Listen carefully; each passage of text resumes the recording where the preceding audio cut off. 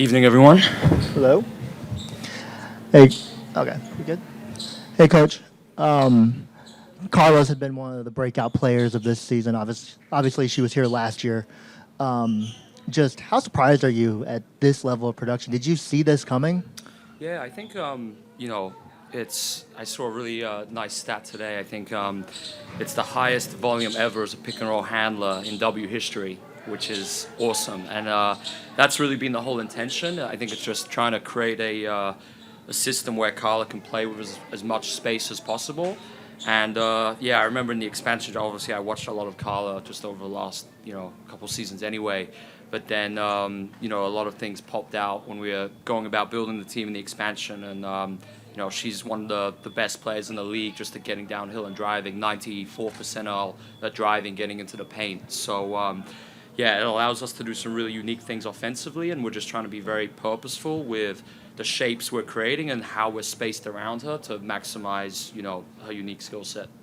And you guys had to shoot around this morning, but most of the season you guys haven't. So, for you, what is your philosophy when it comes to shoot around, and what purpose it serves? Yeah, we didn't we didn't actually have a shoot around today. We call it the Get Better group. So that's our group for young players, and it's kind of the mentality every second counts, trying to steal as much time as we can just to keep them ready. And so yeah, we really believe in that. But yeah, I don't really believe in the whole shoot around format, so we stay away from it.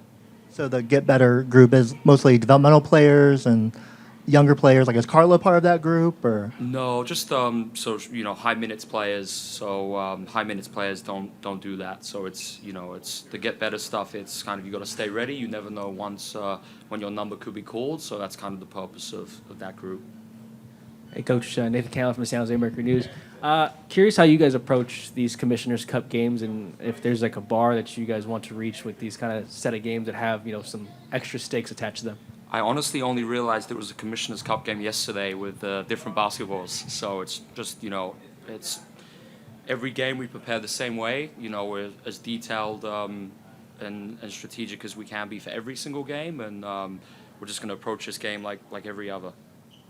Hi, Coach. Kevin Dan of Valkyries Radio. What has impressed you most about Emily's start to the season? Yeah, so I think really setting the tone defensively, that's what really stands out to me, really becoming the defensive anchor, heartbeat of our team.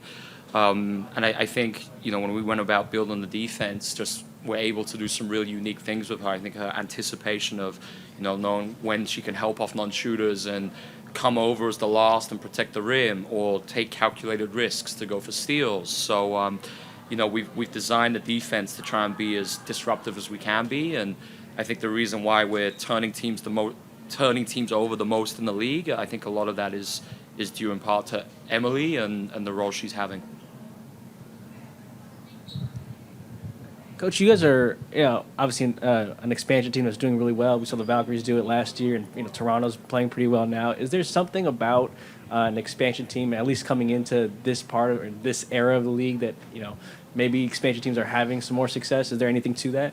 Yeah, I think it's always tough to pinpoint one specific reason. I think historically it is interesting because that typically doesn't happen, and obviously what the Valkyries did last year, that was very much the norm. The typical win rate before the Valkyries was 33% for an expansion team. So we've always spoken about, we just want to focus on us, and obviously it's incredible what happened last season here, but it's really about us. We kind of don't want to compare ourselves to anyone. We just want to focus on the things we're doing and build it out like that. But yeah, I think the interesting thing with expansion teams is just the opportunities players get to play more minutes, and I think that's been the story with us, and you could argue the tempo too. Just players get more of an opportunity to show they can play, and I think there's really talented players in this league, so it's only a good thing that there are more opportunities for everyone.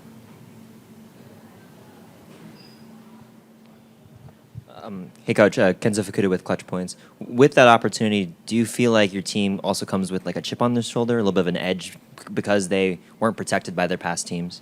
Yeah, I think it's more, we're trying to build that mentality of just relentlessness, and we love being the underdogs.